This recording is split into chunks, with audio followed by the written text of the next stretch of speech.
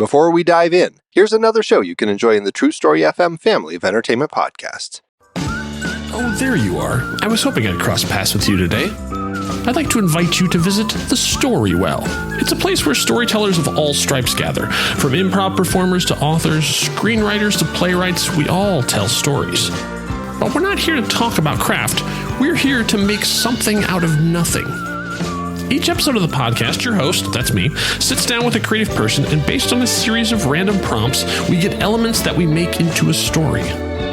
Will it be a noir novel about King Kong? Or a Broadway musical about JFK? Even we don't know. That's the fun part. But what do you get out of this, besides a good time with fun people? Simple. The idea is then yours. That's right. Whatever we come up with, we give it away for anyone to use however they'd like, no strings attached. It's like each episode comes with a free prize inside. The Storywell with Kyle Olson. We'll save you a seat at the table.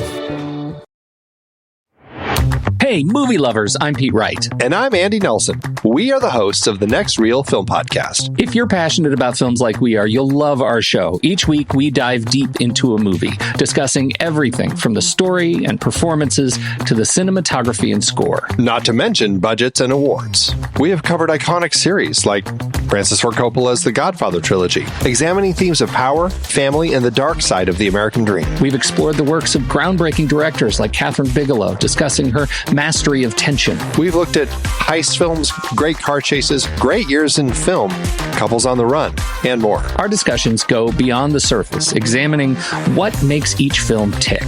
We believe that when the movie ends, the conversation begins. And we'd love for you to join that conversation. Find the Next Reel Film Podcast on your favorite podcast app or at thenextreel.com. The Next Reel. When the movie ends, our conversation begins.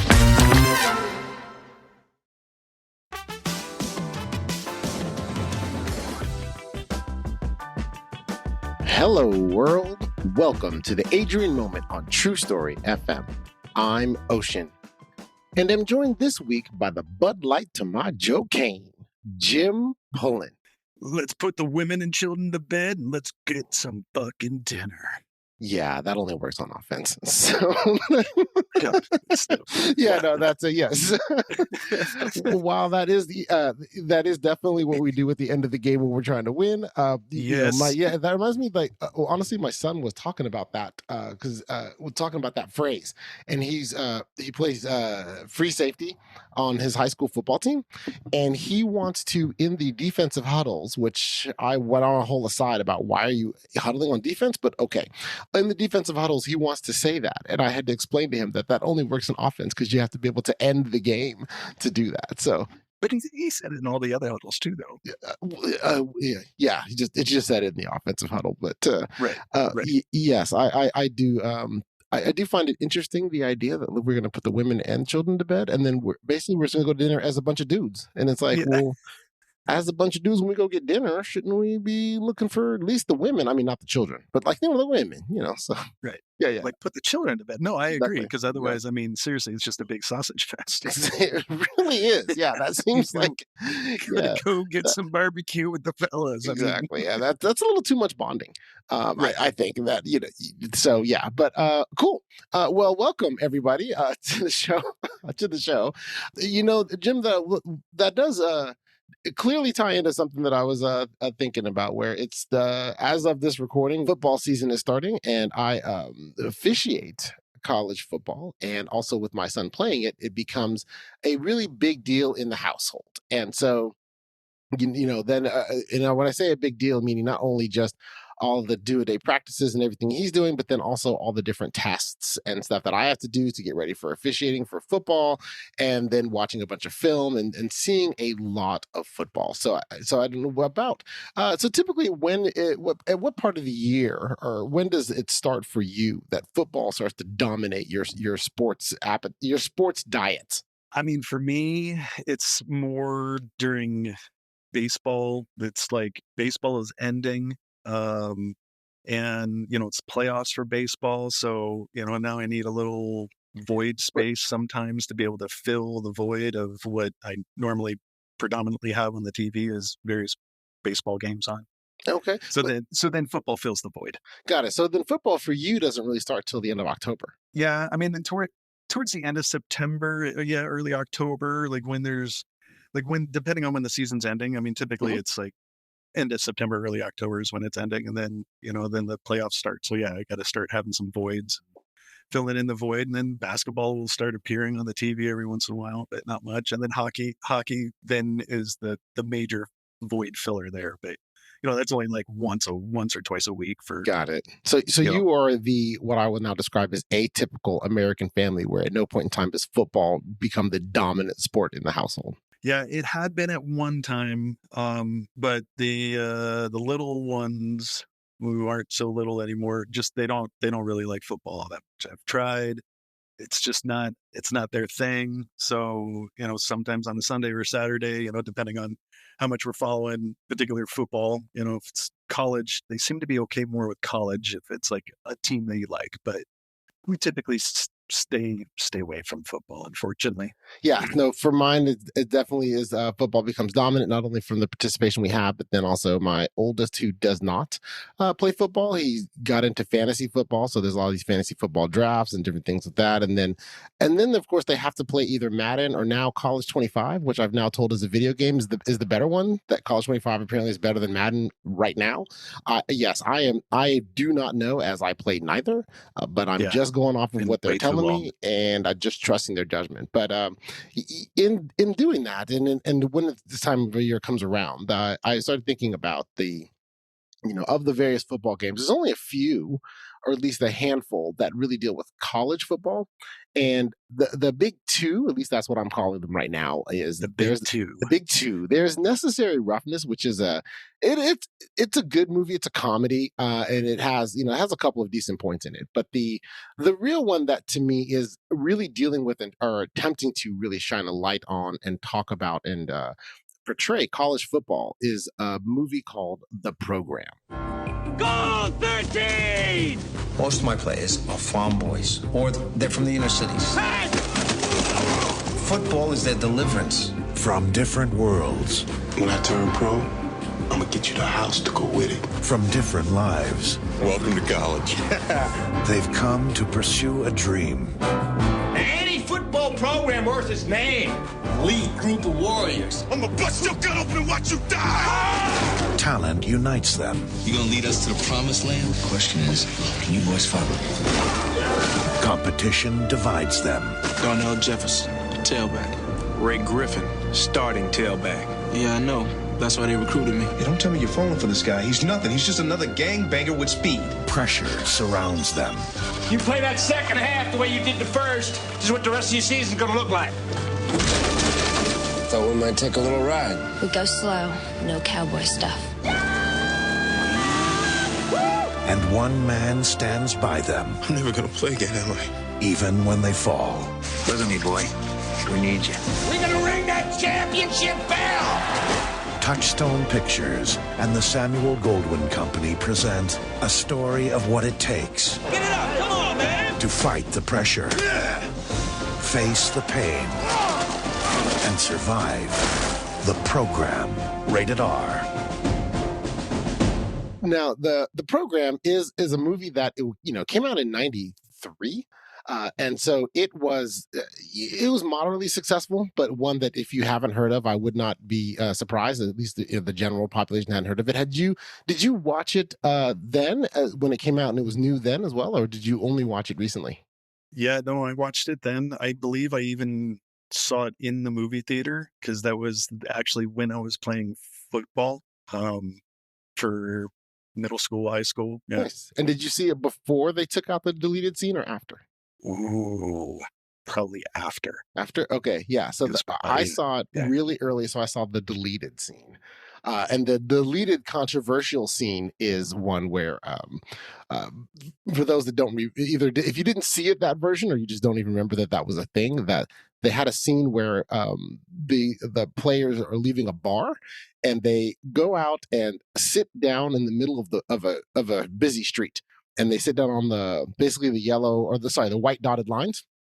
Traffic is all going one way. They get out in the middle of it, sit down. It's probably about 3 or 4 lanes, and they sit down in the middle of the white dotted lines, and then they lay down, and they lay down in a line. And it was actually a part of the trailer when it came out, but they lay down in a line, and the cars are going by, honking horns and business, and they're just kind of screaming because they're, some of them are concerned about getting hit and things like that. And it's like it's kind of a little bit scary but fun. And the leader of doing that, Joe Kane, is basically just reading an article about himself, chilling like nothing's going on. And that scene was deleted because there were kids that then copied it and did it in real life, and then got hit and run over and killed by cars. And then after that they took it out. So most versions that you'll see of it now, really, I think almost any version, there's like a Hong Kong release that has it, but any version you watch of it now doesn't have that scene in it anymore. So I didn't know this. If you saw it in early days, I don't know if you got in before or after that. No, I believe it was after. I remember the quote unquote controversy of it all around that time frame, and the warnings of children are impressionable with movies, we got to take this out, because it already happened. It was like, I don't know. Like there's that phrase that's, F around and find out right now. And I mean, yes, there is that. There's a difference between movies and real life, right? Yeah, it's these are stunt drivers driving by you, and this isn't like, whatever your local freeway is near you, plant name here. Right. Yeah, exactly. You're laying down. Yeah. 2-lane freeway. Yeah. So, exactly. And so that was, it was interesting from a movie standpoint, but then I think that the real interesting pieces of this movie, and I was curious about which parts you'd want to talk about, because the program is about college football. I really would say as a whole, and it does it through the prism of a big college football program, and it has different characters that represent different types of players that have been throughout the years that have been in college football, and it has the idea of a big pressure system where the boosters and the school and everything only want the program to win, football to win, because that's where it generates a lot of money, and it generates money. The coach has he seems to have a moral compass that is a little bit fungible. It's a little bit like he seems to be kind of in the right direction, but it seems to be he can get pushed in one way or another. And so I was just moral chameleon. Pretty much, yes, moral chameleon. And so I think that for me, one of the things that I loved about it was because it had all these subplots, it allowed for different characters that you could identify with for different ways. And for me, my personal favorite subplot was Latimer. Steve Latimer, who is played by, I can never pronounce his last name correctly. This is Andrew, I guess it's Bryniarski. I don't know how to pronounce his last name, but he's great. He's great. I love him in most everything he does. But anyway, that character for me was something that I identified with a great deal because really his overall story arc, and that he wasn't the best. He wasn't necessarily good enough to really play. And that, he's his character is the one that, he ends up gaining 35 pounds over the summer because he's clearly taking steroids. And then it's easy to do. It's easy to do for the coach. No. You can't. That's not easy. You can gain 35 pounds if you hit the weights and work really hard over the summer, and so he's I assume a senior, because he's been on the punt return team for 3 years. And so this is the first year that he got it. He gained 35 pounds and he decided he wanted to play. And he took a lot of steroids and played and ended up, making the starting defense. And then the arc of his story is, kind of the fallout of that, about, the different things you have with the roid raging, and then how that can affect your attitude, your disposition, and your judgment. And then, and then the repercussions that he had to face as a result of that. And so I think that getting around that, as far as why I identified with them, was because, this big time football was something that when I was a kid, I definitely wanted to do, but I wasn't good enough to do it.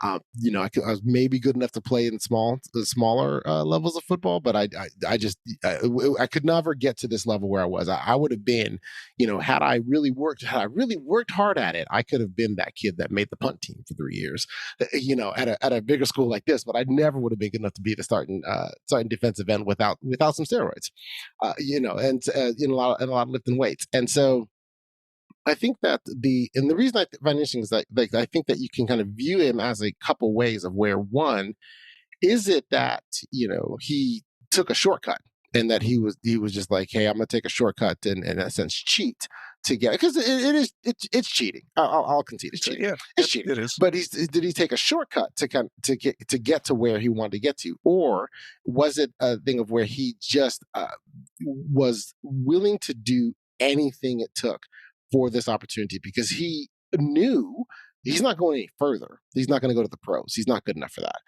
And he knows that this is it. This is his last year. If he doesn't do everything in his power to get on the field now, that it's never going to happen. And whether or not that is an identifiable thing, or if you just view that as just, well, he was just a shortcutting cheater that got what he deserved.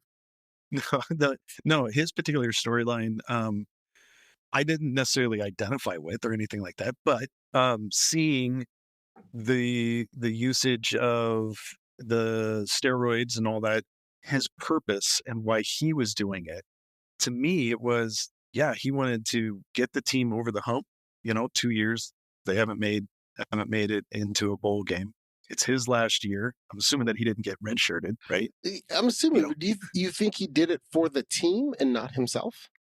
Well, he's doing it for himself because he saw an opportunity, but, an opportunity to fill a void, which is going to help that team get to the bowl, right? So, I mean, sure, it's definitely selfish for himself to be able to do that and to want to, fill that void and be like, I'm going to do this and get to this point so I can play my senior year.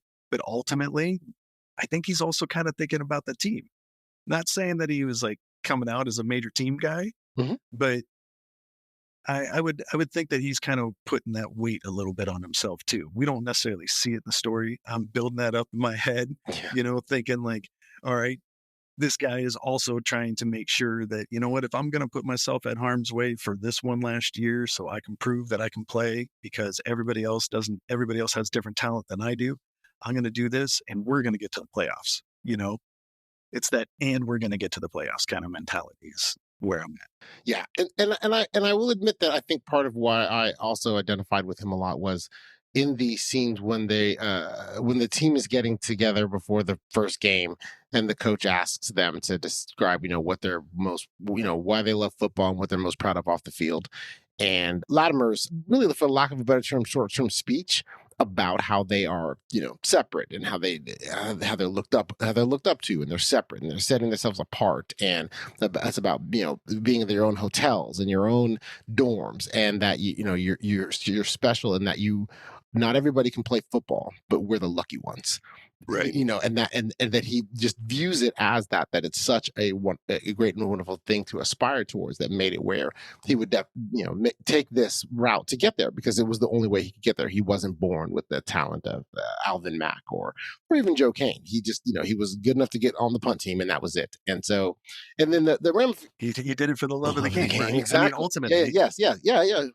Well, yes, he did it for I think that it was also a part of his identity, and that it allowed him he identified himself through that, and that if he made the team, it's as if he was worthy of being a person and worthy of being looked up and admired and worthy of those things. Whereas, no cost. Right. Whereas without that, there was, I think, a self-definition of he was less than or not quite enough. And I really, I find I kind of understand that. I get that, and then don't get me wrong. I definitely feel that the outcomes of where he was in the scene with the girl where he, basically attempted to rape her. That part, of course, is very bad. And then he got suspended from the team and all that. And I thought that scene, it was an interesting dichotomy that they chose such a small girl, because when they're sitting next to each other, she's so much smaller than her that it looks a little odd. It almost looks like he's really odd. It looks odd. It's like he's with a child because he's so much bigger, But I think that might have even been a visual choice to demonstrate that this adult woman is so much smaller and so much, in this sense, powerless against someone that big and that strong. And that he was how menacing he is. You're right, exactly. Yeah, you're right. It creates a menacing, and it creates a thing where the power imbalance is so high that definitely like what he did and everything is so bad because she really had no recourse until when other teammates came in and grabbed him, and it took multiple to grab him and calm him down to make it where he didn't actually rape her. That demonstrating that and that steroids can create that type of reaction out of you and that lack of self-control and the need and necessity to get off of steroids and to clean yourself up and everything, and why that would be better for you, not only really just as a person, because it's not going to benefit you as much as an athlete, because as an athlete steroids work, so well, I mean, Right. I mean, if you think about it, they do, right? Like it's like that you will be bigger, stronger, faster. You'll recover faster. You'll be better. Right. Right. There's the side effects about what happens to you as a person is not necessarily going to be the greatest thing in the world. But from an athletic standpoint, it's like, well, yeah, the reason they're banned is partly because they Yeah, work. exactly. Yeah. If they didn't work, that wouldn't be a problem. No one's banning you from having, like alcohol, right? No one's banning you from alcohol because that's not performance enhancing in any way. Really, to put a button on his arc, and then I'll move on to ask what you think about it, was that I also identify with that. So he cleans himself up and gets off. He's recognizing that he's not quite as good, but he has to then step up in a big play for defense at the end of the near the end, not the last game, but near the end, and that he isn't good enough. He gets run over for the game-winning touchdown, and that he wasn't good enough because he didn't have that extra edge, and that created in him that in order to be good enough again, he got back on it again. Yeah. And that, yes. And so I think that was one of those things where from an athletic standpoint, these characters, they don't give you enough about, what happens after all of this, after the season with this movie. But then from an athletic standpoint, it's like, well, he still felt that in order to be worthy and be good enough, he still had to do this. And he had to figure out ways to get past the system, get past the testing, do whatever you have to do to be able to get these steroids so that you can be worthy and good enough and be on this team. To the extreme of getting pus injected into your bladder right before a test. Yes, now, exactly. I mean, whatever it takes. Right. And that I think is what blows me away with the with his whole storyline and his whole story arch is the stereotypical dude that does all of the drugs and all the things to be better that you shouldn't do. And you wish that it's not in sports, and it is, and people want to turn a blind eye to it. And this movie's like, no, here's this whole storyline. Here's this whole arch of this guy, this dude that has turned into from a 3-year punt return to starting outside linebacker. He was defensive end. A defensive end. I mean, yeah, sorry. Which is, I mean, that's a remarkable jump. I mean, that's not even like Rudy-esque. Like that's like. That just throws it out the door and is just like, hey, here's 35 pounds of muscle and meathead, go out there and get it. That to me is the great storyline of his arch, is that how he hits all of the stereotypes that are in football, and unfortunately probably still in football today under different circumstances and different steroids and different measures to go around us. But it's just crazy because it's like, people have done that, like have injected other people's safe urine in their bladder to piss it out in front of a doctor and be like, yeah, look, I passed a test. I mean, it's just like an extreme. Yeah, and there's no way this movie invented that. Yeah, the movie didn't invent it at all. That's not like a dramatization or anything. That's like, no, that has happened. Yes. You have evidence of it, but it has happened. Yeah, and I think he fits stereotypes for some of those, the archetype for that, and for the player that isn't quite good enough, like he was better at the lower level, so like he was clearly going to be a great high school athlete and a great high school player, but then once he got to college and the level of competition changed, that he needed this edge in order to compete. Where he didn't necessarily before, but I think that he's left for that. But there are plenty of other archetypes and stereotypes that are I don't know that stereotype is the right word, but definitely archetypes of different things that occur in a college program. And so, like, since I spent a whole lot of time talking about the life and times of Steve Latimer, what for you was your favorite part of the movie? I mean, my favorite part is just and I only played high school football, so I didn't play college or anything like that. But is each of the individual characters that you get to know on this team, I felt like I had somebody like that on my team. So it was like I felt close. I felt like nearly every football team has these types of characters. Maybe not to some of the extremes, but okay. Which character do you feel that you knew someone the most like? Alvin. All right. I played with a dude that was our middle linebacker that was a shit talker like Alvin right up on the line, man. And this was like high school, you know, he would like, you'd come up and be like, yeah, I know your girlfriend, you know, and he's like, oh yeah, you know, your girlfriend tastes real sweet the other night. Oh yeah, no, I already got your attention. Now I'm coming after you, you know? It was like, yes, I'm on the D line and I'm looking back like, dude, like, yeah, maybe calm it down a bit. Shut up. Yeah. Like, you know? Yes. You know, so, you know, like, I mean, like those instances, those football instances, you know, like, yeah, was he the best player on your defense? Yeah, absolutely. Okay. Absolutely. Yeah. No, he hands down he was. Okay. He was the best player. So I mean, that's why I think like there was a lot of kinship there to me, you know, like seeing Alvin like that, and it, you know, just reminded me of the other players like the Bud. Everybody, I swear, every football team I had ever been on has a player like that. Just like the big country boy that everyone likes. Jovial, yeah, exactly. Jovial, fun guy that everybody likes, that, you know, in the pile, he's going to sing a song or he's going to say something about his nuts on somebody's face or something like that. You know, I mean, it's just like, there's always that one guy that is on that football team. So it's like, to me, it without being directly in football again and playing football again, it makes you feel like, you know, almost like you're home, like you're back in your football roots. If you ever played, I think people would resonate with that. And that's what at least resonated with me. Is like, I understand some of these players and some of their mentalities because I had played with some of the guys that were kind of like that. Okay. I see what you're saying with that. I mean, the Alvin Mack story to me is the heartbreaking part of it was he has no story plan B. wise. Yeah. I mean, that's yeah. Right. No, so like player wise, definitely. Story wise, yeah. The story of Alvin is, you know, that's sad. Well, it is in a sense.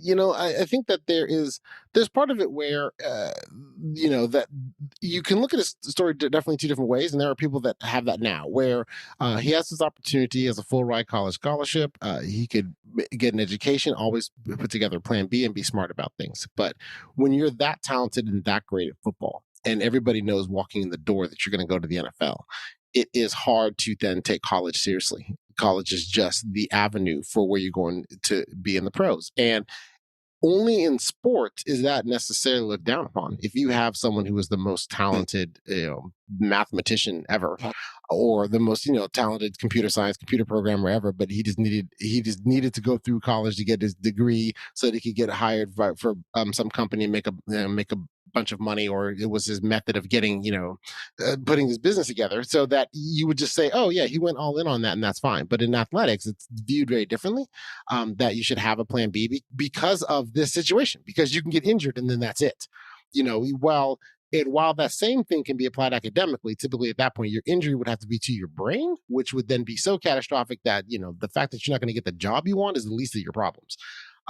You know, so because if your brain gets injured to that point, then that's different. And so it's one of the things where I found it that the thought process that people that have gone through that have makes some sense when you know you're going to make it into the NFL. And there are some players that know. One of the more recent examples I could think of that happened was Derrick Henry, who was a running back for Alabama. The second he walked on campus, everybody just knew he was passing through, and that's it. And so Reggie Bush, who more famously when he came along, everybody knew he was going to go to the NFL. And so then from that, when you already have that and you already have that is known, it is kind of the thing where it's like, yeah, this is just in effect my 4-year training camp before my chosen profession. And that the tragedy is that the injury creates it where now you can no longer do that profession, but he took the academic piece so lightly that now he doesn't have a real education to fall back on to then have a middle class life. He would need to go, he would have to, in a sense, start from scratch. Right. And I think, it's not the program's responsibility, but I think this does show some of the issues with the program, and I'm using air quotes, because the program is after these individuals for their talents, for what they can provide on the field. And, they support, at least in the 90s, and I don't know how true it is now because, I think the NCAA has changed some things, but I'm sure there's a way around it. But, like the support of continually having somebody on there that doesn't even have the equivalent of a high school education. They might have the high school diploma, but they don't have the high school education. They can't even get a placement test for the college that they're currently representing on their chest every single Saturday, So I think that's one of the sad aspects of the whole program portion of football, and probably even other sports too, where, somebody is allowed to go and take dancing or something like that rather than, some other kind of credited class. But I know, I think now the NCAA, you have 16 credited classes that you have to pass or something like that. Yes, things have changed some, and they're definitely better now than then. I think, but I think the best you can say is they're better. I don't know that they are necessarily where you would want them to be in a perfect world. My goal early on in college was to play football and major in underwater basket weaving. Turns out that I was not quite good enough at football to get that major, so therefore I had to do something different. But that while I think that is definitely things are better, there's you have the aspects of it where there's so much money. There's so much money for it, and that how much it drives the school and everything that you can have if you have a talented enough player. They have a lot of resources. They have all that tutoring. All that is real, and all that is there. That the tutors sometimes in the football, the tutors travel with the team sometimes, where it's like it's all about making sure these kids get enough to get through their classes and get through it. Whatever it takes to make that happen. That's what happens. Whether or not they truly form and get the education out of it, it depends. And I think that football is one of the worst offenders of this because of the amount of time and priority that the football takes over these athletes' lives. And one of the things that I think even anecdotally where I think things are better, but not necessarily the best, is there are times when you watch a football game afterwards when the football player is interviewed and you listen to how they talk. Very rarely, you just don't find college educated people that still talk this way.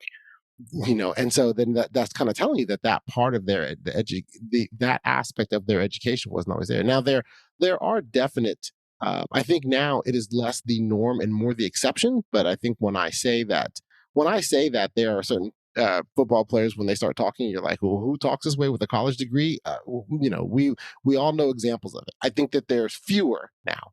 But part of me thinks that there's fewer because social media and really social media and media in general has become such a big part of it that in effect that is now part of their football education, is how to communicate better, because you need to have more more followers, more likes, more of a social media presence that gets you your sponsorships and your deals and all that. And that becomes a more part of the education. So it happens less now.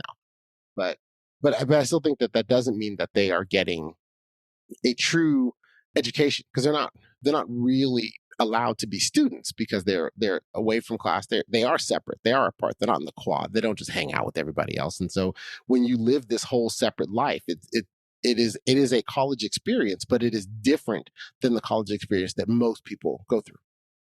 Yeah, it's inclusive and exclusive all at the same time. And you're just a hot commodity, and you're just, and you're sheltered from the full experience, unfortunately, because you're needing to be able to perform at a high degree level on the field or whatever sport it may be. I'm sure other sports have still the same different expectations. It seems like football players and the football programs typically have a lesser expectation than, say, like gymnasts, for example, because I think some, there's no money in gymnastics. Right. There's no money in gymnastics. And I think like in this past Olympics, if I remember correctly, it was either gymnastics or maybe it was synchronized swimming or something. But there was somebody that was currently going to college and like all of her bills were due and she was going to get kicked out of her dorm because she wasn't up on her dorm rent or something like that. And then so everybody pitched in and got her all leveled up with the with the college. And it was like, well, kind of shame on the college. Here she is representing the country with an opportunity, or our whole country. And here's an opportunity that you could have been like, hey, look, we're the college and we support this person who goes to our college, insert college name here, who is now representing the whole country. We love this person. Right. And it was just like, there was no love for a lesser sport versus football, because it seems like football is always going to get the love. Yeah, but I wouldn't put that on the college. At the end of the day, the university is doing this. As far as the double standard that occurs with football and basketball is mostly because those sports make money. And so because those sports make money, then it's going to be, we support them differently. The fact that this, even in your story you described, I mean, ignoring that you didn't remember, I hadn't heard that story. So ignoring that you didn't know who it was, we don't know what college it was either. And so so if the college were to forgive her that debt, then yes, that would be great. But at the same time, it is special treatment because she happened to be an Olympic athlete. And also there's no benefit to the school. The fact that she went to the school, that doesn't, it's not going to be a recruiting tool. No one's going to pay the school any money for that or anything. So I understand from the school's perspective to not necessarily just out and out forgive that and to have it where someone needs to then, pay for it. But, that's, I think that also speaks to just the astronomical cost of college now, where it's ridiculous how much it costs now in comparison to how it cost. I know. Now. Exactly. I'm learning, even just 20 years ago, and how much cheaper college was from then to now, right? And so I think that would be a part of that as well. But I guess getting back to to discuss some of the different storylines of this movie, since there are so many really good archetypes, the coach one is really kind of just boilerplate coach. He's just trying to win the program, and he's morally fungible. But what did you think of what was purportedly the main story, which is the one about Joe Kane and our Heisman would-be quarterback and his basically trials and tribulations with alcohol? It is what it is. It's a 90s movie.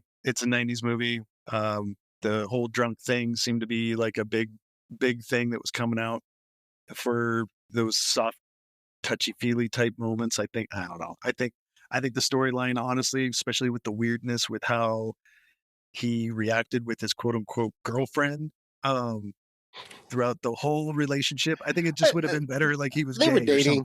I mean, they were dating, it'd be better if he was gay. Yes. No, I mean, seriously, if you think about it, struggling with his sexuality and wanted to come out. Yeah, rather than struggling with the fact that he was also, an alcoholic and he came from a, long line of alcoholics. I mean, it was like that storyline has been played out so much. And then like, if you insert rather than alcoholism and you insert like, his struggle with like, maybe he's gay, then it fits a little bit better with some of the awkwardness with his girlfriend, considering that he doesn't even know her name, or at least we don't know her name until she calls him from rehab. So, well, I figure rehab is a good time to meet. Right. So, but I guess that while, I mean, I guess, are you going more for the interesting story? Because that would not really apply. Because especially in the 90s in football, if it turned out he was gay, he'd just get thrown off the team. Like, it doesn't matter.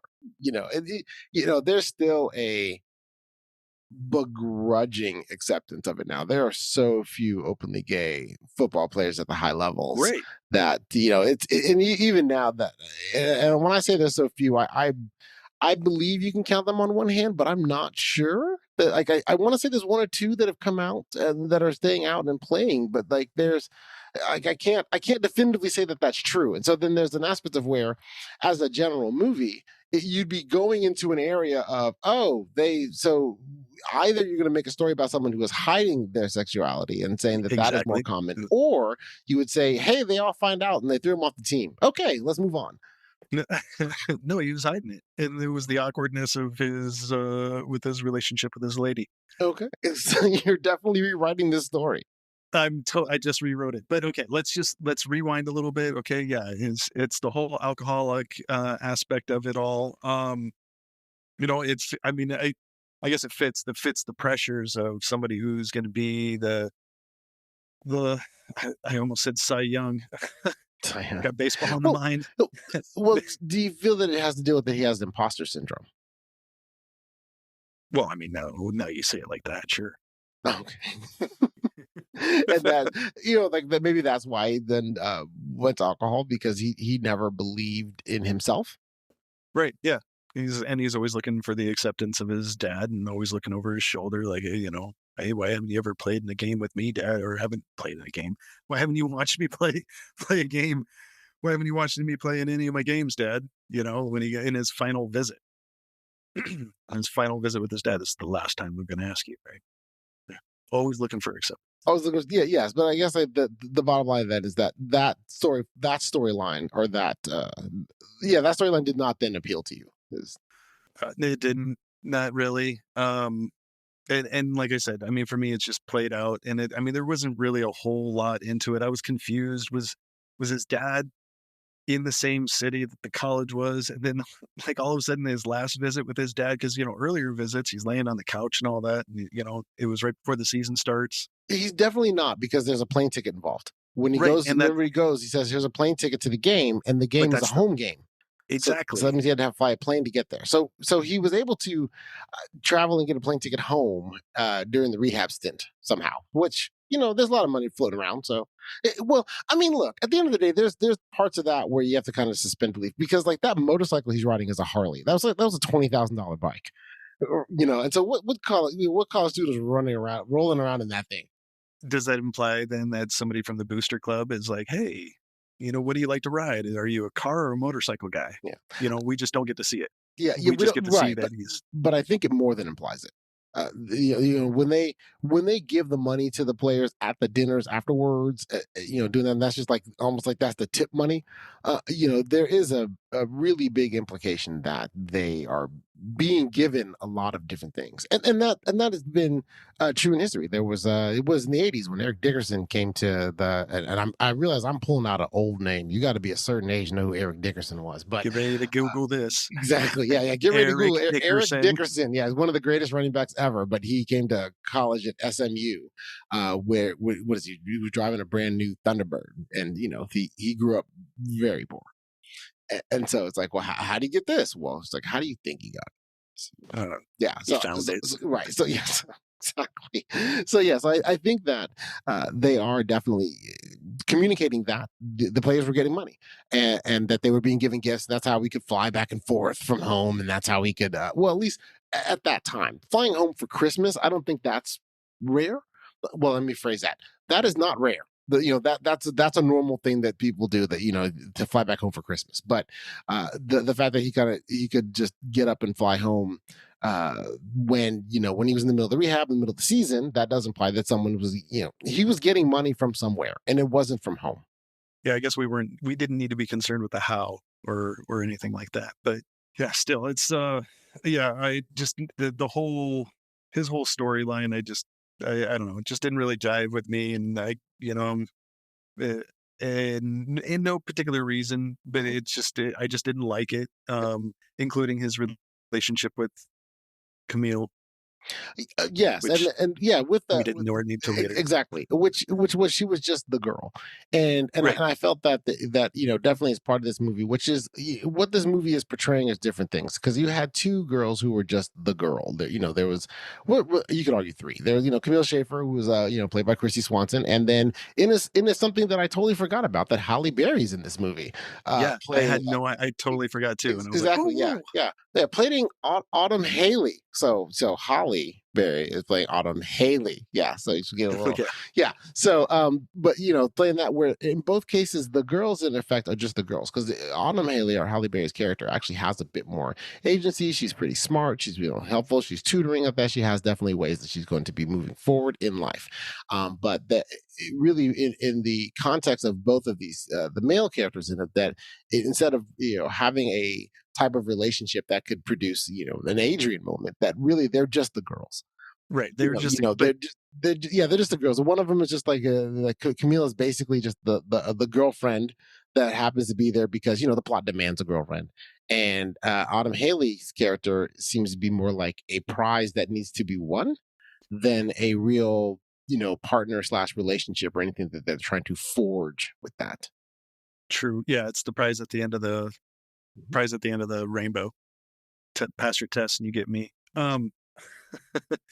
No, but the whole Camille thing though, like that whole beginning of the relationship is so caveman-esque. She's there working out and he's like, so you towed it up? And it's just like, it's like the worst of 90 portrayals. Like, no introduction, no nothing. All right, so when you're done, you want to go get a beer? And she's like, I don't date football players. I'm sorry. Just like that whole interaction is just like, it's ridiculous. And, okay, fair enough. and then their whole relationship is just like caveman. It's like he came by, grabbed her by the hair, clunked her with the club. He was like, you girlfriend now, we drink beer later. Just dragged her across end scene. Like he could have just done that. So then is the motorcycle ride at the beginning, that is him clubbing over the head and making her his girlfriend? Like just like that's that scene? No, the club. I mean, it's just that's at the gym. I mean, it's just like you're talking about early on. The whole early on portion of it. No, the ridiculousness of jumping the shark, the literal jumping of the shark scene of that.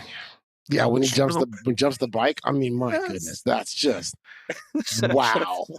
Yeah, when I saw that, I was like, that is so reckless and dangerous on so many levels, that like to do that and actually make it out okay is just, in that scenario, dumb luck. There's no way you're not good enough to pull that off. That is just straight up dumb luck that you're on gravel on a motorcycle and you're able to jump off of one occasion to one level to another and then stop in time before you go off of a cliff in a rock quarry. It's like, this is all just dumb luck that you're able to make that happen. No, it just made me think of the whole Happy Days episode, as to why they coined the phrase "jump the shark." So okay. It made me just think of that, and I mean, so it just added to the ridiculousness of that, just that whole story. I know you have to have something, but like it needed it just needed a whole nother subplot, because like they're not even building a relationship. He's just showing that he's just. Like, oh, I always got to be on the edge, like everything. So I just always got to be on the edge. Well, all right. Well, it's because you're an alcoholic too. So, like, I don't know. It was just, he jumped the shark. Okay.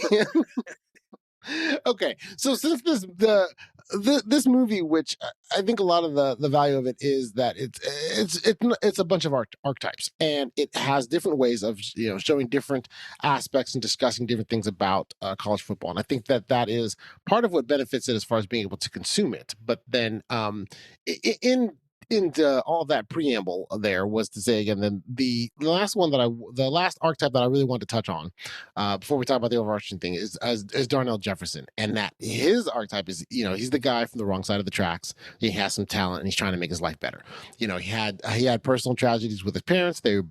They are both dead, although there was two different stories about how that was told, one of which was the true one and the other one which was played for comedic relief because he was messing with Autumn about it, but that he's talented. He's not quite academically where he needs to be, so he needs some remedial courses and some tutoring, but he is trying to be better, and part of him, I think a lot of these characters, let me phrase that. I think all of these characters, all of the archetype characters, really demonstrate or tell you, that is a better word, they tell you who they are in that scene where they're asked what they love about college football and what they're most proud of out of in life.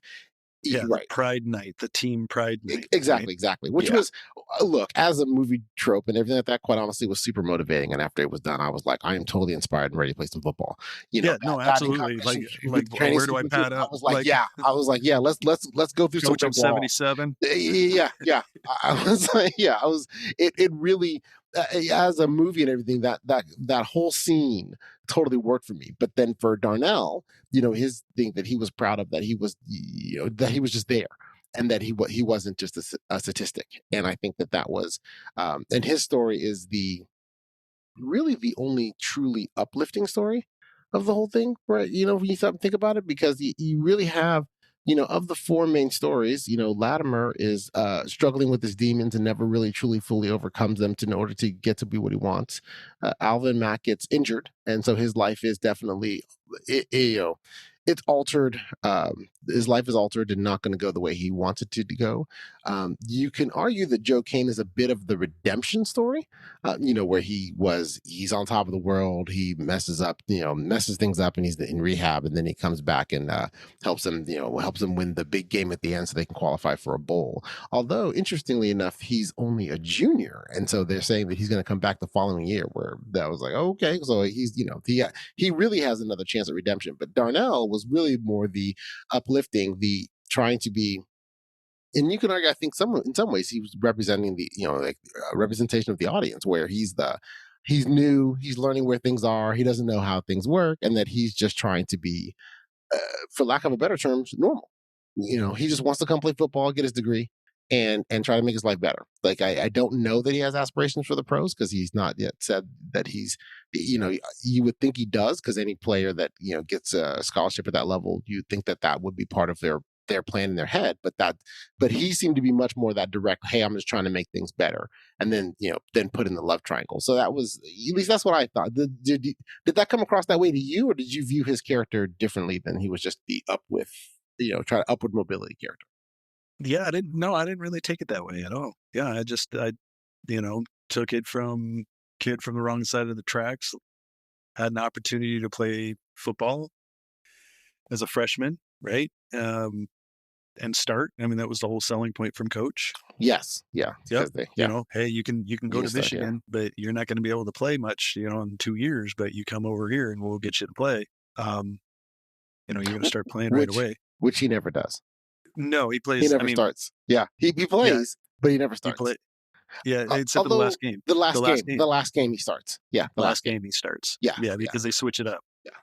Yeah. They move the other guy to fullback. He starts, yeah, right. He starts insofar as So I guess that still is true. He is still starting. He got to play throughout the season, but he's starting. And so, and the other guy, the Ray Griffin, I think that was one of the things that, so for me, I guess for me, that was one of the things that I had a bit of a quibble with, as far as quibble. Yes, that was my quibble. Like I had a bone to pick, as they say, about the exactly. Yes. Dear sir, I did not appreciate the way this is being portrayed. I didn't like that Ray Griffin was the bad guy in Darnell's story, right? So because that other story is the football end of it is one thing, but the other part of it is, and part of where I think that the Autumn Haley character is one that I just kind of go back and forth on what I feel about her.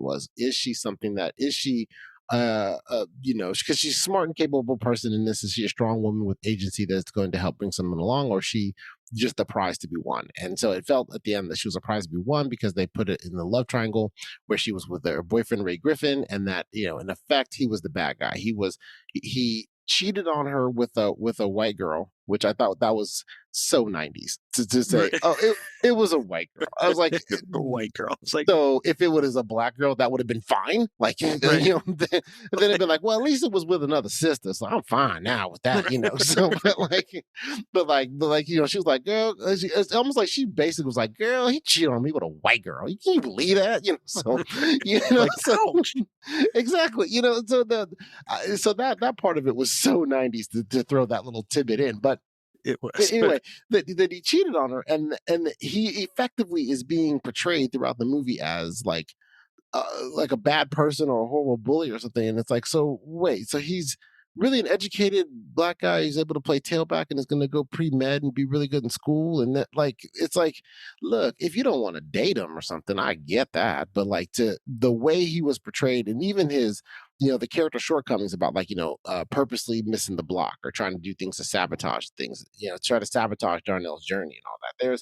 There are some aspects of that I think from a competitive standpoint do make some sense, but they basically, painted him as a person that, even though he was, highly educated, didn't need football, for this, right? Because he was just football for him was, he was doing it, he was good at it, he liked it, he liked his position, but like, he was going on to med school, he had no aspirations for the NFL, and he doesn't need this, and but that, why then he's going to be the bad person because he's, and I think that my problem with it was, it's like, well, so wait, we have the one educated black dude in this movie, and he's the one we're looking down on, where where Darnell is using all these big words incorrectly, Right. and it was sounding like an idiot, and he's the good guy, in the story. And I found that I find that in movies, I mean, there's something that still is done sometimes now, but I think in these movies where it's like, well, you really only had, as far as black male characters in this, there's three main ones. There's, Darnell, Alvin, and Ray Griffin. And that, Darnell is, he's not quite there mentally, but trying as far as education and all that and everything, using the big words incorrectly. Alvin is, he reads at the level of a fourth grader and had to be taught that his shoes say the word Adidas on them, but he's an amazing athlete, so therefore he's fine. But then Ray Griffin, who's like, no, he's an educated dude, he's going to be fine, he's going to go off, he's, live, he's going to have a successful life, he doesn't need football to be a successful person. And then he's the one that is like, no, well, but you're, even though you have all these other qualities that should be positive, you're still this negative person that you can't, you're petty and vindictive, and you cheat on Holly Berry with a white woman, and so therefore you're bad, and so I really just, that's kind of a thing of where, while that was definitely, that type of thing is more common in the 90s as far as trying to address, how you're painting good guys and bad guys, is just a thing that, like, I've just always found that bothers me about, like, well, once you get an educated black dude in here, well, he's a problem. Like, he's the bad guy. And that just bothered me. I mean, now that we're talking about it, I totally get it.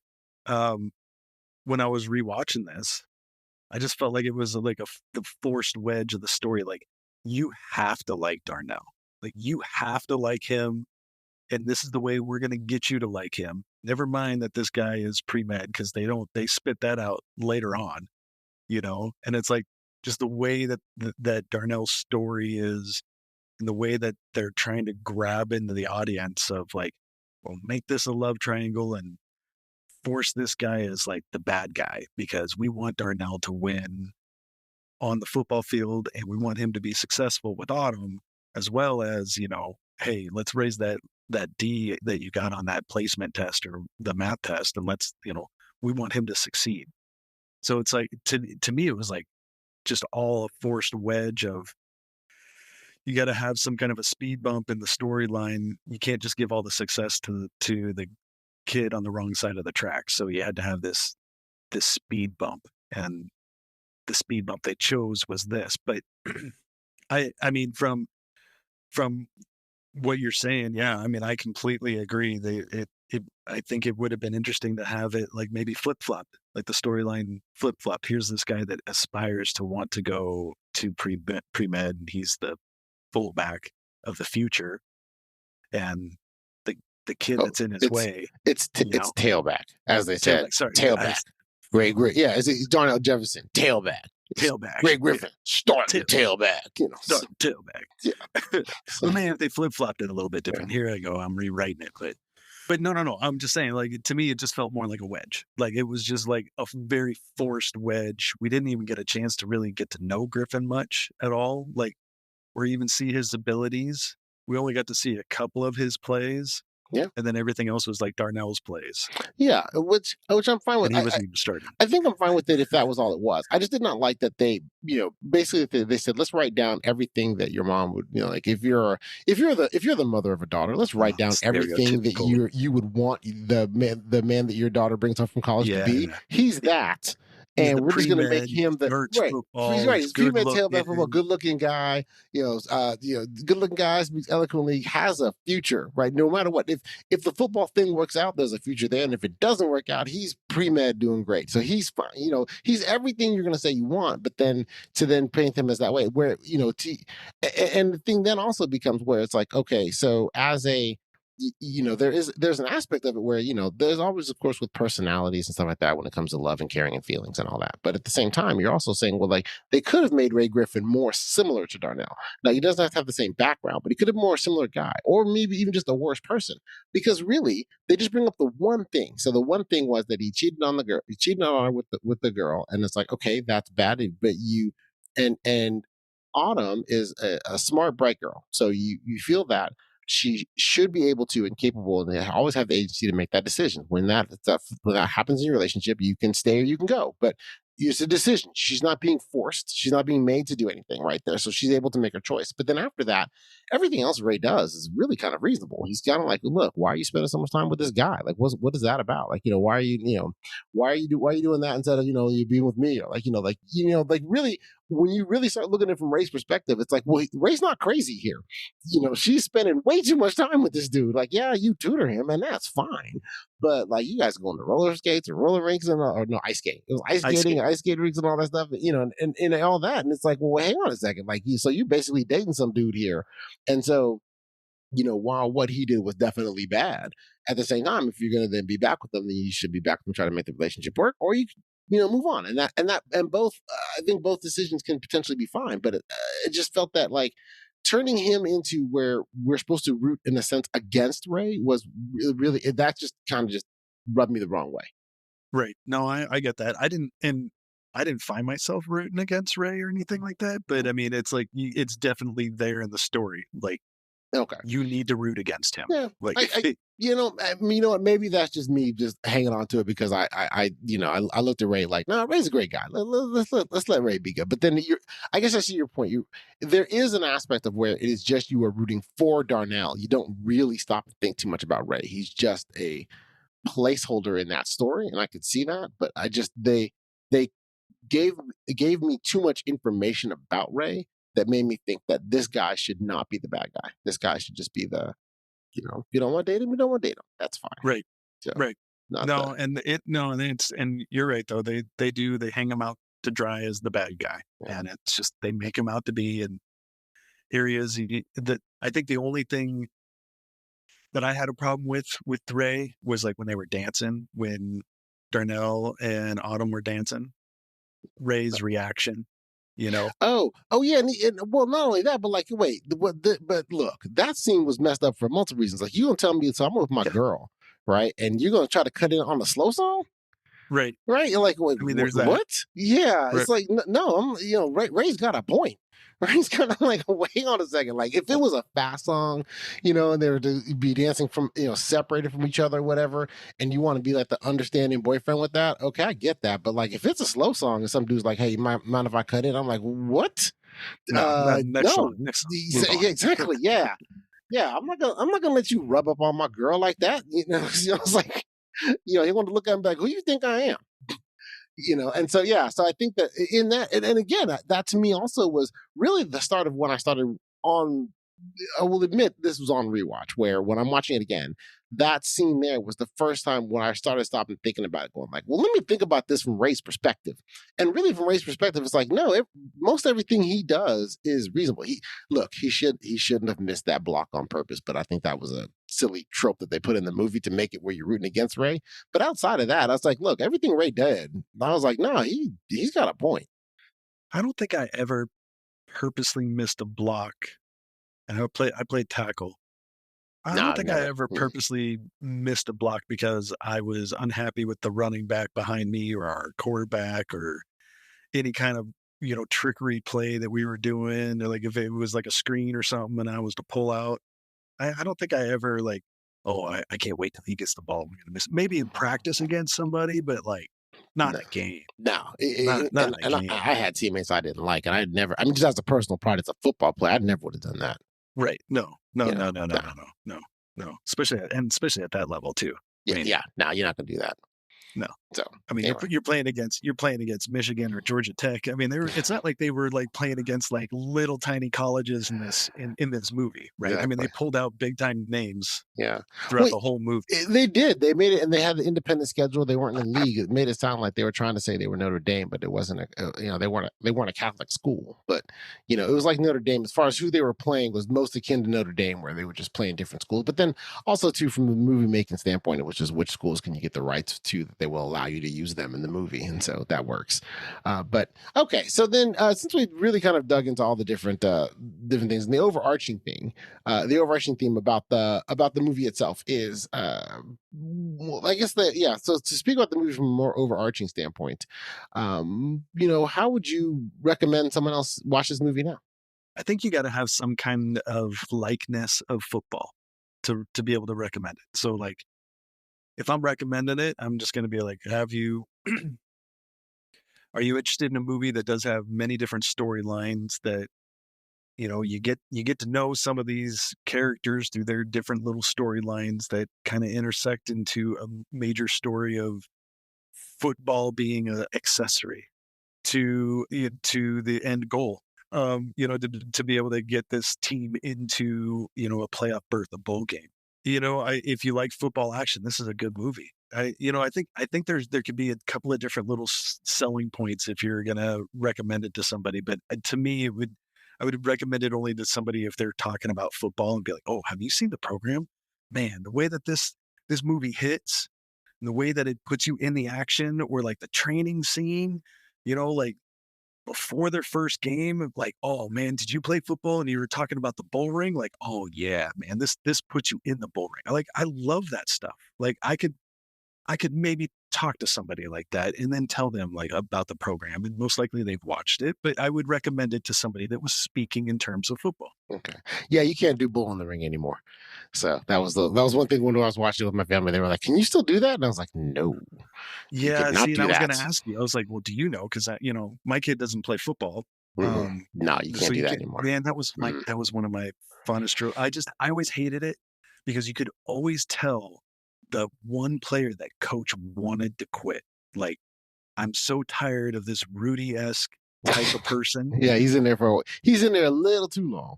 Yeah, let's put him into the bull ring, and nobody else is going to get 3 numbers called on them while you're facing one guy straight on, and he's like the biggest, baddest. And then the 2 guys that get called that are allowed to just go ahead and hit the back of your number for whatever reason in this drill, which was totally fine in the 90s. They call the next biggest, baddest motherfuckers.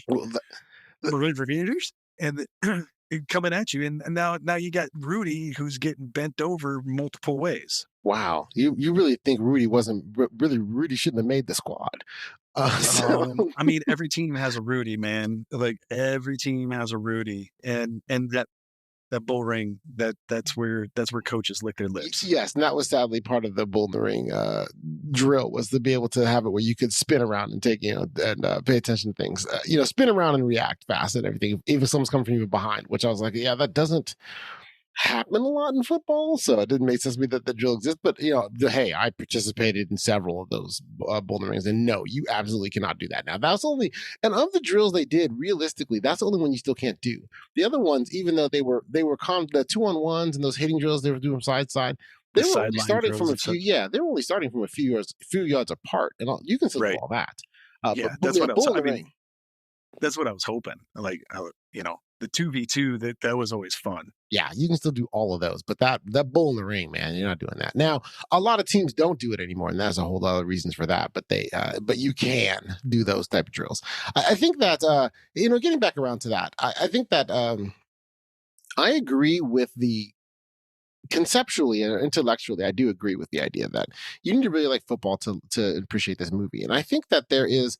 But I find after this conversation, I find I'm disagreeing with myself on that. And the reason for that is that yes, I think you need to have some understanding of or acceptance of football is a big deal. And as long as you are willing to accept that premise, that football is a big deal, then the rest of this movie, maybe you do, maybe you don't. Because we've really been talking about this movie now for about 45 minutes, and we discuss football here and there. But these storylines and what these people are going through, while it is in the prism of football, contextually, it can be anything they're doing this through, And so as long as you accept the initial premise, football's a big deal, then, you have a story about, about the, making putting all your eggs in one basket. You have a story about that. You have a story about, trying to do what you can do to succeed at a certain level, even though you don't have the talent. You have the, I have the imposter syndrome. Therefore I have, substance abuse problems because I don't believe that I'm as good as I should be. And they have that I'm really just trying hard to be a better overall arching person. Those are the main 4 stories we just discussed, and you can boil them down to that. And those themes can apply to anything. Now, this movie definitely has to be about football. You could not take football out of this movie and have it work. But I think that as far as watching it and enjoying it, you don't necessarily have to enjoy the football sequences to really enjoy this movie. I guess I went into this conversation completely thinking the same way you did. But then when I started thinking about what we're talking about, it's like, no, we were able to, you can talk about and enjoy this movie. And if you don't like football, it can still work. It can still work, I think. So I guess I think that. But I do agree that if I was to recommend it to someone, I would start with, well, do you like football? Because if you don't like football, you might not really enjoy this movie. But and if you like this, the conversation we're having, listen, for our members, you'll get to hear a bonus section where we discuss the final game. So, Jim, let's peel back a bit, because we've been talking about this in terms of the micro. But what do you think about this in terms of the macro? Do you think that when you see this, do you think that college football is still like this? Or how close do you think it is? Like in terms of, and unless an easier way to phrase the question, does this movie hold up in that it feels like it's still talking about college football the way it is now, or it feels like it's talking about something that is antiquated and how college football was a long time ago? No, I think this is still there. I think this movie has aged okay, from the story aspect of the program, like how the program takes care of its own when you get into trouble, how they try to cover up things. I think a lot of that is there. And now with the name likeness contracts and the portal and all that stuff, I think that there's a whole nother story for us to yet to learn now, and that is going to eventually come out in the future about how, even to me, in my mind, how grotesque NCAA football really is, because of the corruptness of the money that is associated with these players, and what a program might be willing to do to make sure that they have the best quality product on the field each and every Saturday. What about you? What do you think? Yeah, how do you think this movie's held up? Yeah, from a thematic standpoint, it works. I mean, yes, I think that all of these ideas are still here. I think that there is a little bit better as far as the Latimer story, I think, happens a little bit less frequently, mostly more because it's harder to get away with it now than it was then. And I think that's really what's curbing that back. And then also the Alvin Mack story, I think, happens a little bit less as well, again, because it's a little bit harder to get away with what they were doing. So I think that those, from that small perspective, things are different because just because it's harder to, because you're more likely to get caught doing these things now than you were then, because there was more of a light shown on this happening to these kids. Because, one thing that always gets lost in college football is that, while they are legally adults, most of them are between 18 to 22 years old. And, you talk to anyone over 30 and you talk about someone that's 18 to 22 and you'll say, oh yeah, these kids, right? They're still called college kids. And it's like you are using them to generate a boatload of money. And you're not paying them, although NIL now makes it where you are. So there is that where some kids can get paid from it, and that makes the colleges still come out way more on top.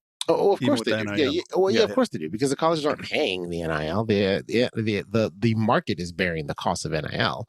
Right. So yeah, the colleges definitely still make it. I mean, those TV contracts are billions of dollars, right? And so you have that where you're, so there is, that's again, I think what I would just state as is that things are better, but that no, this movie does shine a light on not only does it all is it relevant to what is happening now, but I think that one of the definite values of this movie is 1993 is 31 years ago, and it can tell you and show you, hey, this is how these things that we think of now. Because some of these stories and everything, this is now. You think of now, these problems and issues with college football now have existed for at least this long. I mean, really longer, because because it's not like this movie. When this movie was made, everyone was like, "Oh my god, that happens." Everybody knew this is what was going on, and so that it really shines light on how long this system has been uh, set up this way. And it's amazing though that a story about steroids in the 90s is football, when like the 90s was just a huge steroid era.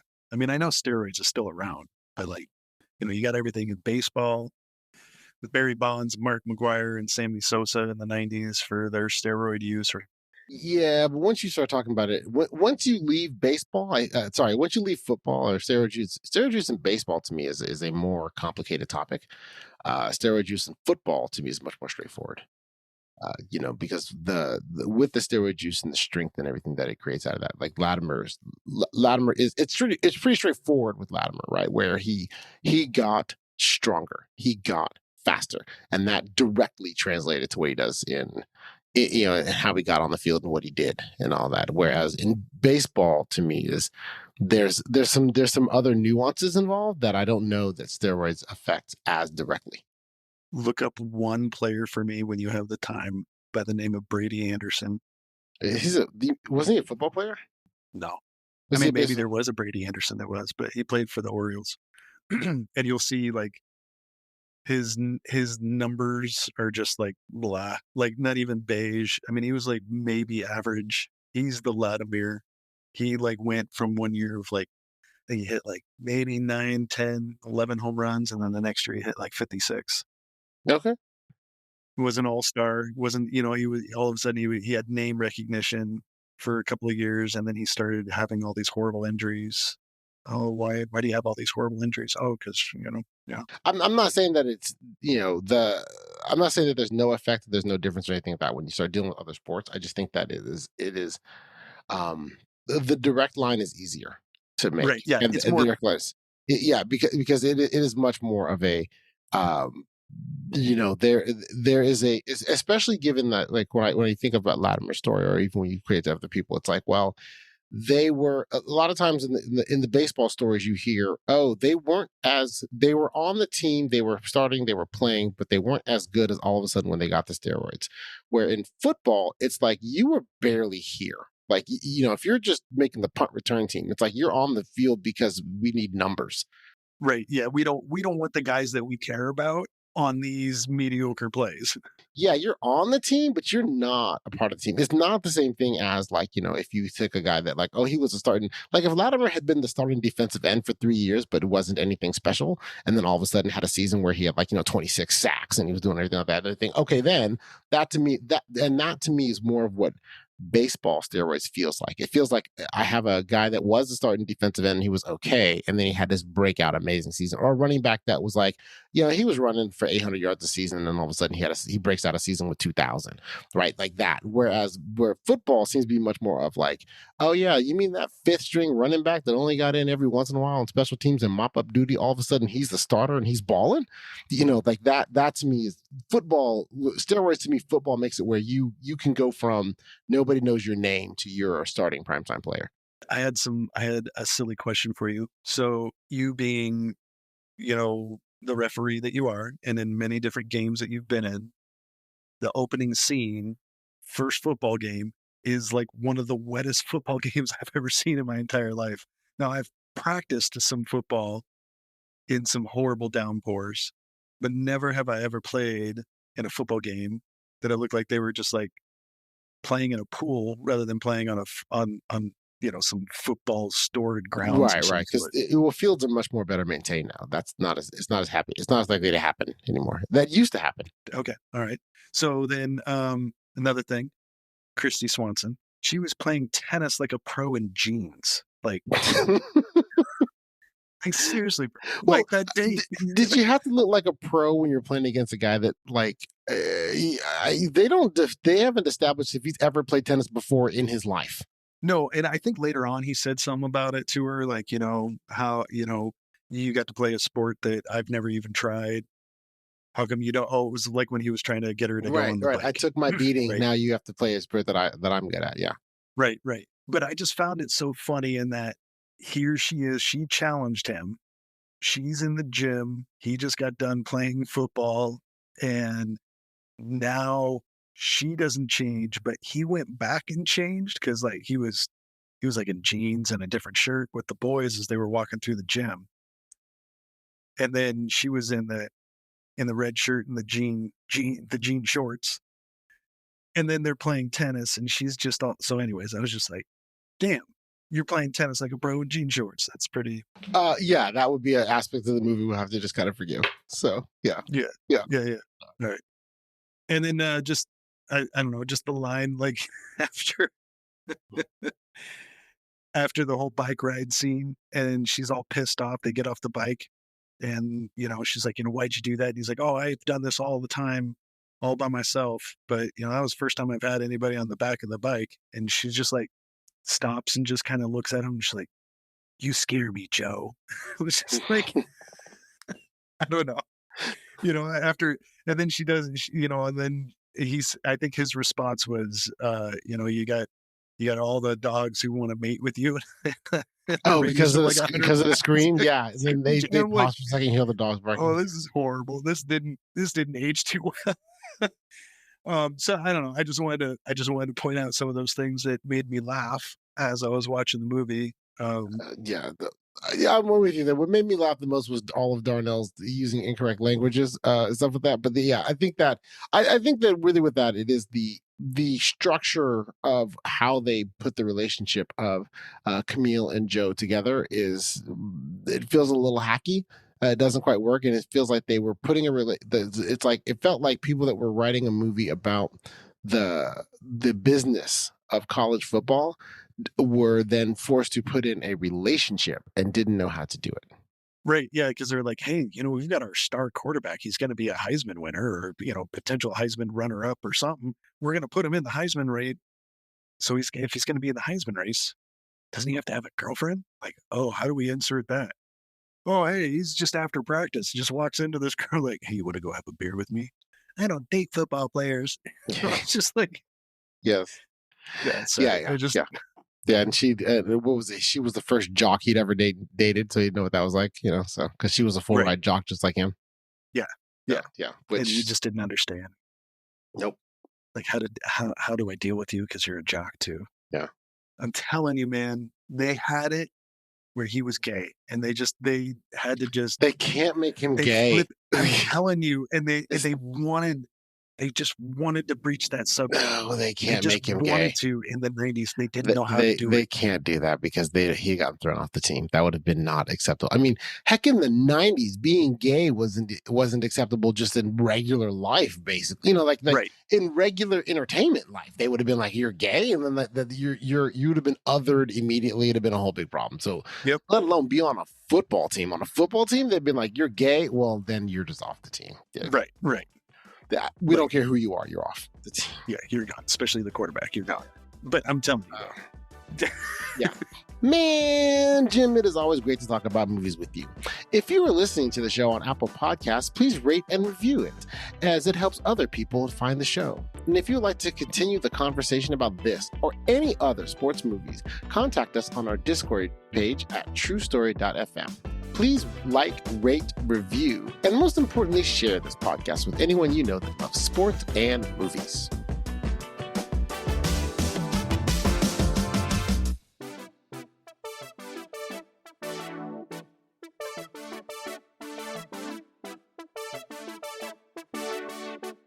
Welcome, and thank you for listening to this bonus section of the Adrian Moment. And this is a sample of the types of conversations you will hear if you become a member. All right, Jim, let's talk about the last game. Let's do it. The last game. And really, the game itself was your basic game. They're playing there a little bit behind because they were having a lackluster first half, and then they get the inspirational. It really it's color by numbers. They're behind early. They get the inspirational speech from the coach after they've been playing poorly. They have now been told that the starting quarterback that should have been the starting quarterback, Joe Kane, our hero, is going to come back in and play, and that the backup quarterback that was just there to be a seat filler, he's now out. And then they're going to come back in the second half and then win the game. And so I think that there was at least two aspects about that we wanted to discuss. And the first one was something interesting you brought up about the final play. So I'll let you, why don't you just serve up what you want to talk about that final play, and then we'll go from there. All right. So as I'm rewatching the movie, man, I'm just like, I got to ask you the question. You being the referee, just me being the sports fan that I am, I felt like I was right, but I got to ask you. That last play, he's rolling out and he's getting ready to throw, and he does this pump fake thing. Maybe the guy's covered, but the ball fumbles and he's running and he scoops it up and he's able to complete the pass. I'm like, the ball's dead. He made a forward motion with his arm. The ball came out and hit the ground, dead play. But in the movie, it continues on. So what says you, good referee? That's an incomplete pass. And the game is over. Yes. Yes. You are 100% correct. Yes. I was like, this is a huge, massive dramatization. Every football person knows that the play is over. You guys are losers. No bowl game for you. You're in, you win, you lost. Game over. Movie over. Next season, we'll move on. Yes, Georgia Tech wins that game. So the interesting thing to me about that was there is an aspect, of course, in any movie where you want to allow some type of dramatic license, but that play definitely is an incomplete pass. And so I started thinking about, well, what would actually happen in that scenario? So you have, there is a few things. One thing they have now that they did not have in 1993 is instant replay. So let's talk about this in terms of different divisions of college football. Instant replay is all through Division One. Division Two has a version of it, and Division Three, for the most part, does not do instant replay. So and I'm going to nerd out a little bit with the visuating about how this will work. Let's nerd out. Let's nerd out. So then, why I gotta ask. In Division One, with instant replay, one of two things would have happened. The referee would have either blown that dead when that happened, or more likely now, same scenario happens today in a Division I game. They let it go. They let it go and they let it play out. And then once the score happens, the whole play goes back to instant review because they review all scoring plays. So it goes to replay. And then what will happen is replay will then look at not only the score, but then potentially will also look at that specific thing, that fumble, to rule on was that a pass or a fumble. They will look at that. They will see that it's an incomplete pass, and replay will come up on and say that was an incomplete pass. It's so the touchdown doesn't count. Now, what would happen? Now, I don't remember what down it was when I think it was fourth. I think it was fourth down. That was the game. No, I think it was the second because they were running out of time. There were 17 seconds left. They just got the ball back. They hit the play to Griffin on the sideline, and that gave him 7 seconds left. And he was asked, "Do you want to tie it with 3?" And he's like, "No, give me the fucking ball." Yes, exactly. So then they called that play. Yes. Okay. And so then, so they, what would have happened then is it would have been an incomplete pass. It would have been whatever the next down is, and they would have stopped the clock, and then the offense would have been able to run another play, assuming it wasn't fourth down. I just don't remember what down. Well, you're right. I think it was first down. I think it was first down. So then they just got the ball second down, and then the play would have been dead there. So they're second down with however many seconds left. It's like maybe first and goal then. Well, first and whatever it was. I don't know that it was first and goal. It was first and whatever it was. So I just don't remember. So definitely first down. Yes, definitely. So it would have been second down. So it would have been second down, and however the distance was before, 3 seconds left or something like that, with some time left, and they could have run another play, and then the game would have ended after that play. Now in that's Division One. All versions of Division One do that. In Division Two, you have a higher probability that the referee would have blown it dead immediately because you don't think of replay as much in Division 2 as you do in Division 1. But however, in Division 2, had that play happen, the coach of Georgia Tech, so assuming this is a Division 2 game, could have challenged that play.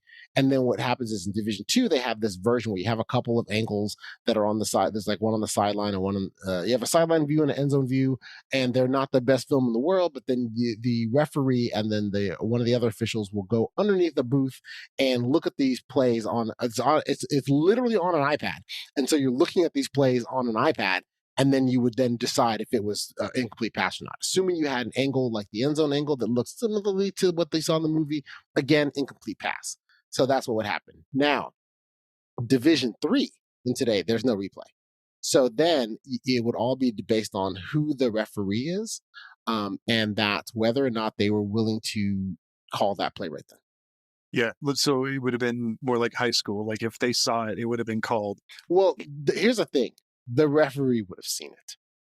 It's in that moment what they decide to do. If they process it fast enough, because it happens pretty fast, so you'd have to process pretty quickly that, hey, that was forward. And that it bounced, it went forward and then bounced, because then you're then asking yourself in the moment, you start asking yourself, well, did it go backwards? Was it sideways? Like what happened there and all that, there are questions you could ask yourself. And so that there is, and having been in that situation, it's one of those things of where when you're looking at it on film or you're looking at it as a spectator and all that, it all seems really easy. But as a referee in a split second, it's a thing that happens that you're not expecting to have happen. And then all of a sudden you have to decide, is that forward or not? And in that moment, am I going to blow my whistle and kill this play or just let this happen? Because that is, in a lot of ways, you're deciding the game. It's not full on deciding the game, but you kind of are. If you blow that incomplete, it's a major call, right? So they will get another play because there is presumably still time left on the clock, but that assumes there is, because the one thing I forgot about, like when they did all that, there was all that scrambling around. So with all that scrambling around, there may not be any time left. Right. So then if you kill that and you call that incomplete pass, you know you're ending this game.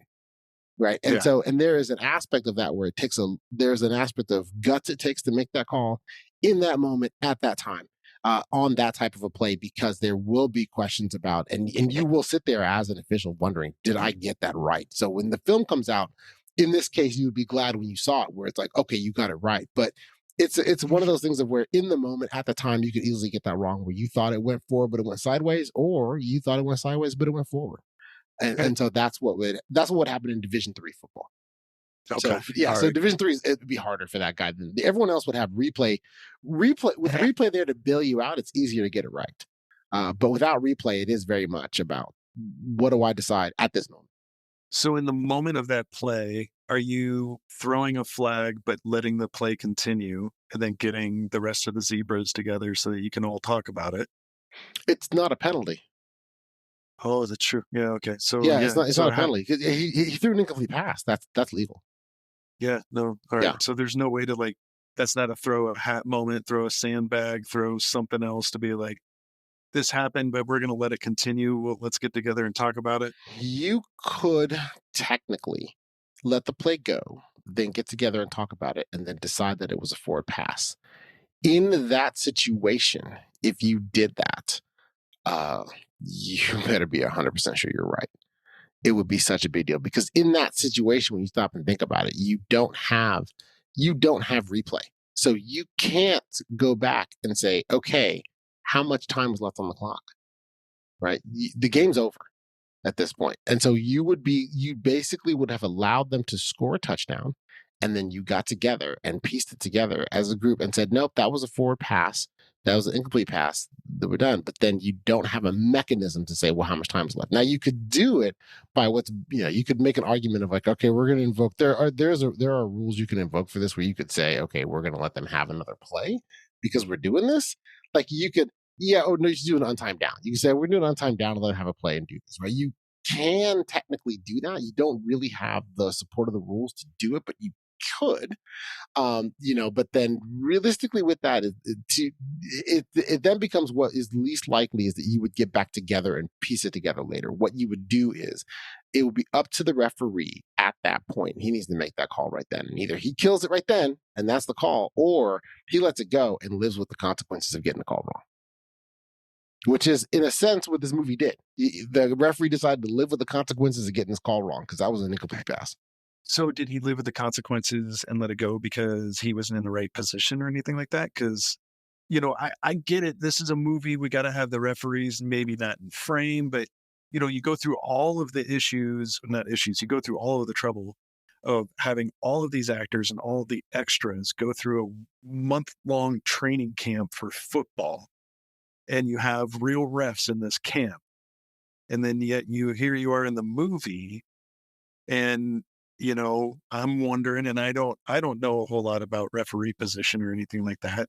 When I was playing football, I wasn't paying attention to that, and I've just never really, I've never really paid much attention to that. Now, going to football games with you in the past, sharing an experience with you going to a football game is a little different because, as I understand it, when you were talking with me, you don't watch a football game like the average football seeker watches a game live or otherwise. You're looking at the referees, and yeah, you're watching the game too, but you're watching it in a different eyes. So, like in this movie, for all of everything that they went through to make sure that it looked and felt like football, and it does. They do a great job of that. Did that play not get called and whistled down because the referee isn't in the right position? Yes.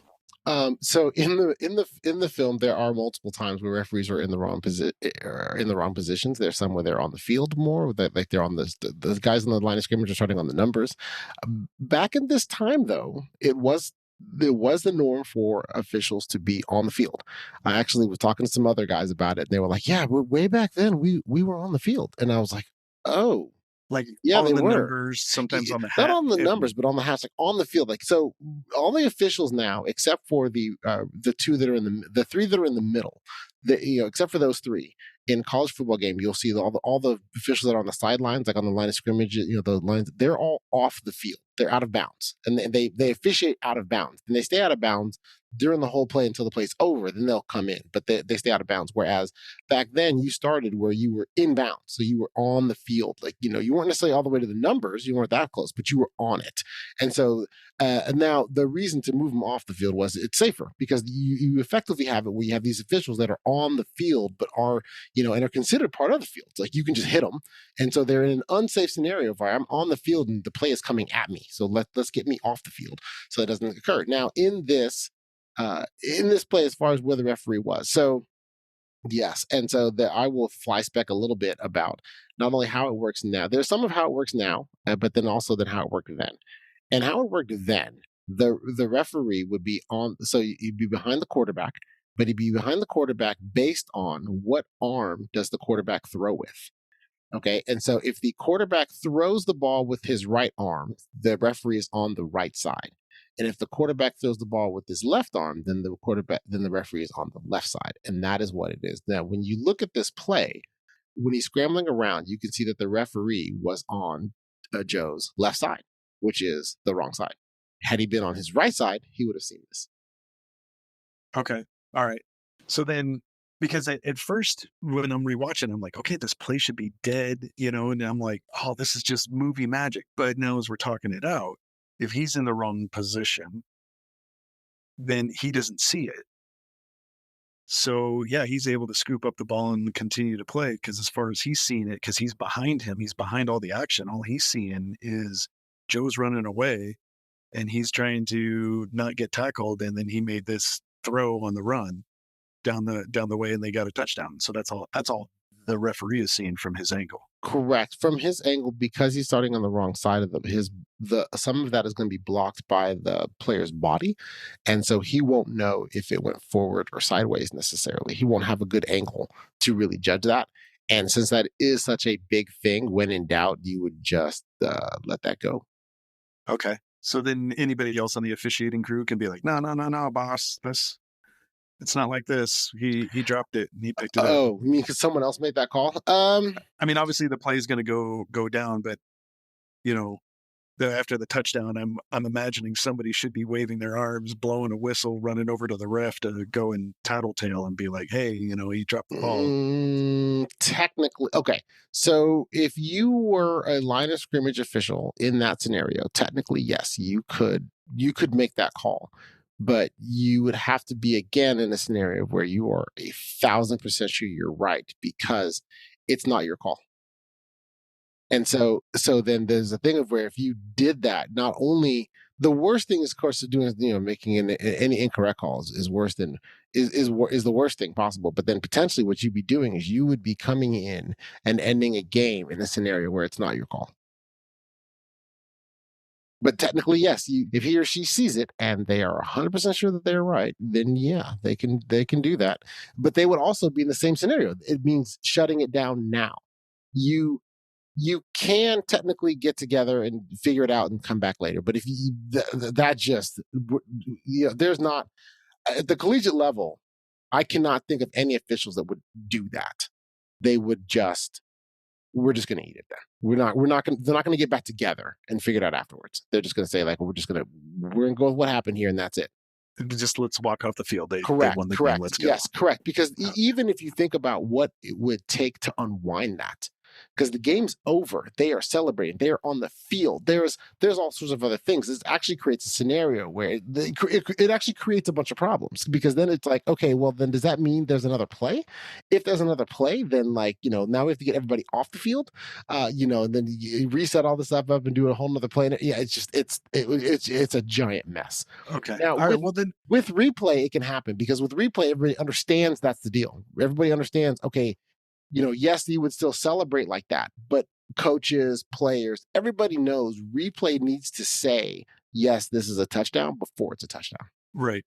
And that's caught many games off guard where there is instant replay used. Correct, and all correct. that. Because that doesn't stop the excitement from the celebration of that moment. And so you still definitely absolutely have that. But at the same time, the coaches, and that's the main thing there, the coaches, everybody does understand that replay has to say it's a touchdown before it's a touchdown. But if you don't have that for us to get back together and then say, oh yeah, that's not a touchdown. We're not. That's a walk away. We're not doing that. We tried our best, fellas. Let's go crew. Exactly. Yeah. And that would even require for that to happen. And that would require that conversation to happen because even if that were to happen, it'd be a thing of where you could maybe have it where that conversation comes up way after the game, we start to talk about that whole thing and break it down that way. But we would not at that time. If anyone had that type of knowledge, they would kill it right away.